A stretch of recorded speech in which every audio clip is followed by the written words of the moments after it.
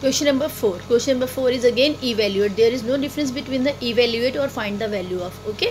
So evaluate is 8 raised to power minus 1 into 5 raised to power 3 whole divided by 2 raised to power minus 4. ये बेटा जो whole divided by है इसका मतलब है कि जो 2 की पावर माइनस 4 है वो सबके नीचे है. ठीक है. अगर मैं 8 की पावर माइनस 1 सबकी जो नेगेटिव पावर से पॉजिटिव करने के लिए हमें क्या लिखना पड़ेगा 1/8 इंटू 5 की पावर 3 डिवाइडेड बाय 1/2 की पावर 4 है ना. तो आप देख रहे हो कि बड़े सारे अपॉन हो जाएंगे. तो इन अपॉन्स को देखते ही हम कंफ्यूज हो जाएंगे कि कहाँ का हटाए कहाँ का नहीं. तो सबसे पहले उस कन्फ्यूजन को अवॉइड करने के लिए इस अपॉन की जगह हम डिवाइड लिख सकते हैं, क्योंकि अपॉन का मतलब ही है डिवाइड. ठीक है. तो 8 raise to power minus 1 into 5 raise to power 3 इसको मैंने एक ब्रैकेट में लिख दिया बिकॉज दिस इज न्यूमरेटर, और अपॉन की जगह डाल दिया डिवाइड का साइन, तो बन गया 2 की पावर माइनस 4. अब देखो किस हद तक हमारा इक्वेशन ईजी हो गया है ना. अब हम एक एक करके सॉल्व कर लेंगे जैसे पिछले क्वेश्चन थे. 8 की पावर माइनस 1 का मतलब हो गया 1/8 इंटू 5 रेज टू पावर 3 का मतलब है 5 को 3 टाइम्स लिखना है, वो मैंने ब्रैकेट में कर लिया. होल डिवाइडेड बाय 2 की पावर माइनस 4, तो पावर पॉजिटिव करने के लिए 1/2 की पावर 4. अब मैं कैलकुलेशंस करते जाऊंगी. 5 इंटू 5 इंटू 5 125 अपॉन 8. डिवीज़न थी, डिवीज़न ही रहा. पहले मैंने 1/2 को सॉल्व कर लिया. 1/2 को 4 टाइम्स लिखूंगी तो 1 into 1 into 1 into 1 1 and 2 to the 4 to the 8 to the 16. ये बन गया 1/16. अब अगेन डिवाइड को जब मल्टीप्लाई करना हो तो हमारा रेसिप्रोकल हो जाता है. 1/16 का 16/1 हो गया. जब मैंने 8 और 16 को कैंसिल किया 250 बन गया. बिल्कुल सेम क्वेश्चन हो गया ना जो लास्ट में किया हमने अभी, है ना.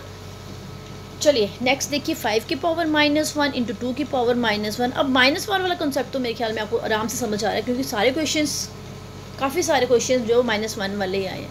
तो 5 की पावर -1 का मतलब हो गया 1/5. 2 की पावर -1 का मतलब हो गया 1/2 इंटू 6 की पावर -1 का मतलब हो गया 1/6. कुछ नहीं करना, सिंपल मल्टीप्लाई करना है. 1 1 ज़ा 1 5 2 ज़ा 10. पहले ब्रैकेट के अंदर वाली टर्म सॉल्व कर ली, मल्टीप्लाई बाय 1/6. यहाँ हम अगर स्टार्टिंग में भी ब्रैकेट खोल देते फ़र्क नहीं पड़ता है ना, क्योंकि मल्टीप्लिकेशन है, तीनों टर्म्स मल्टीप्लाई हो जानी. लेकिन हमें एक अपनी हैबिट डेवलप करनी है ताकि हमें प्लस माइनस में कन्फ्यूजन ना हो. ओके. चलिए next question number 5. Question number 5 में अब जो मैं आपको समझाने जा रही हूँ उसको याद रखोगे. क्वेश्चन नंबर 5 इज़, जब मैंने आपको लास्ट कंपैरिजन वाला लास्ट पॉइंट बोला तो मैंने आपको बोला कि ये इंपॉर्टेंट है, इसको मैं समझाऊंगी बाद में. अब उसका यूज़ होगा इस क्वेश्चन में.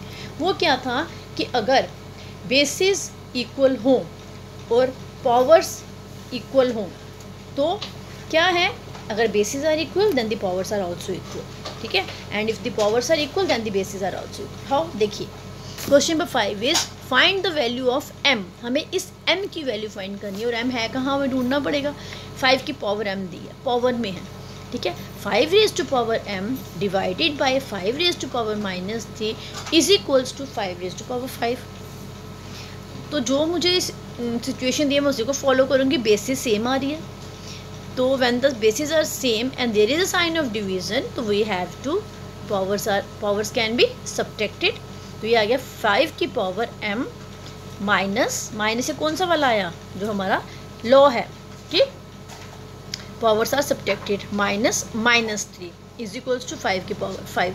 दूसरी तरफ से सिंगल टर्म है उसको सिर्फ लिखते जाएंगे. तो ये बन गया 5 raise to power m minus plus m plus 3 is equal to 5 raise to power 5.